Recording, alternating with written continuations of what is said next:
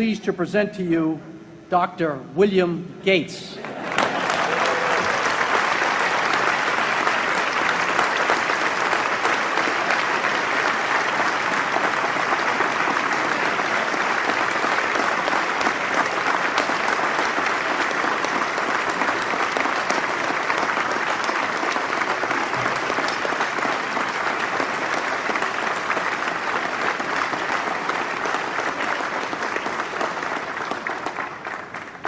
Thank you.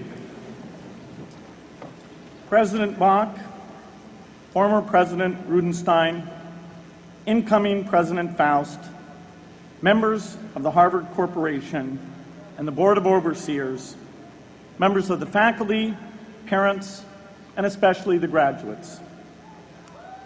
I've been waiting more than 30 years to say this. Dad, I always told you I'd come back and get my degree.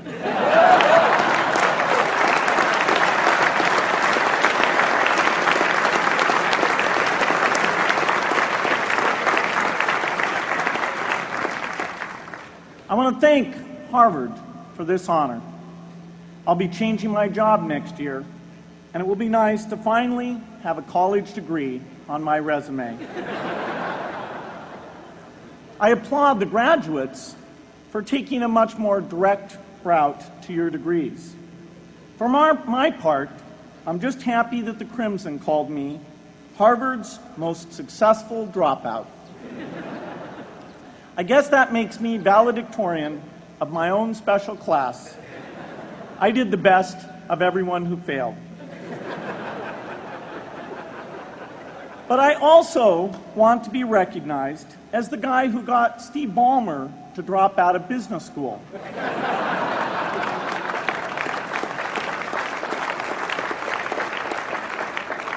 I'm a bad influence. That's why I was invited to speak at your graduation.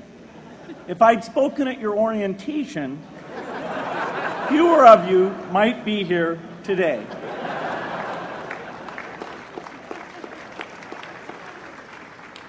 Harvard was a phenomenal experience for me.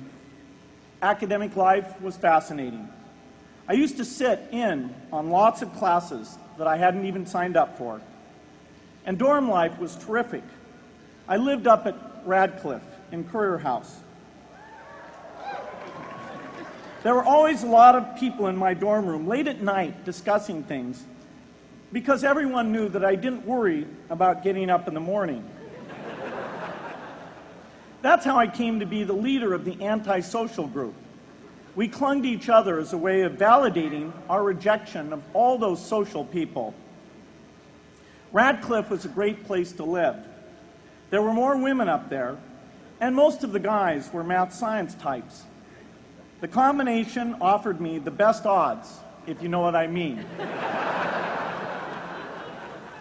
That's where I learned the sad lesson that improving your odds doesn't guarantee success. One of my biggest memories of Harvard came in January 1975 when I made a call from Currier House to a company in Albuquerque, New Mexico that had begun making the world's first personal computer. I offered to sell them software. I worried they would realize I was just a student in a dorm and hang up on me. Instead, they said, "We're not quite ready. Come see us in a month," which was a good thing because we hadn't written the software yet.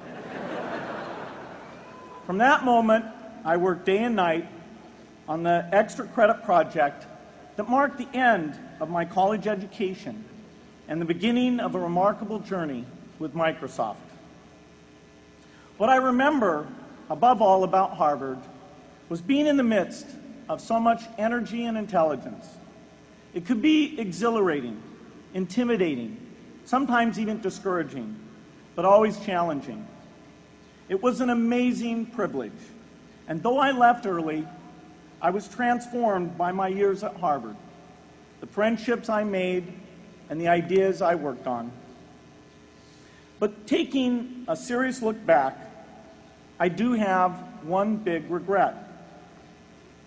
I left Harvard with no real awareness of the awful inequities in the world, the appalling disparities of health and wealth and opportunity that condemn millions of people to lives of despair.